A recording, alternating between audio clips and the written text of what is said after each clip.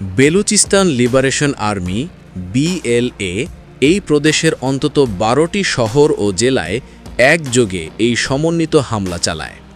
আক্রান্ত এলাকাগুলোর মধ্যে রয়েছে প্রাদেশিক রাজধানী কোয়েটা, মাস্তুং, নুশকি, গোয়াদর, দালবান্দিন, খারান, পাঞ্জগুর, তুরবাত এবং পাসনি। BLA এই হামলার দায় স্বীকার করেছে। তারা সামরিক স্থাপনা, পুলিশ স্টেশন এবং বেসামরিক প্রশাসনের কর্মকর্তাদের লক্ষ্য করে এই অতর্কিত হামলা চালায়।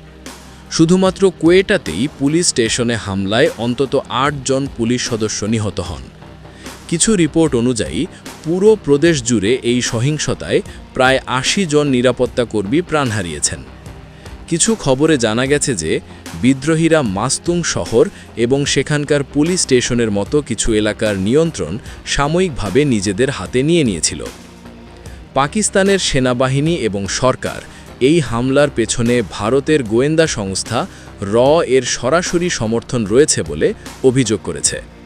পাকিস্তান এই সশস্ত্র গোষ্ঠীগুলোকে ফিতনা আল হিন্দুস্তান হিসেবে অভিহিত করেছে।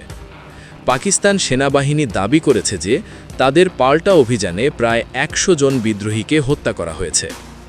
এই ঘটনায় বেলুচিস্তান জুড়ে চরম অস্থিরতা বিরাজ করছে এবং কোয়েটার সান্ডেমান প্রাদেশিক হাসপাতালের মতো বিভিন্ন চিকিৎসা কেন্দ্রে জরুরি উদ্ধার ও চিকিৎসা কার্যক্রম চলছে।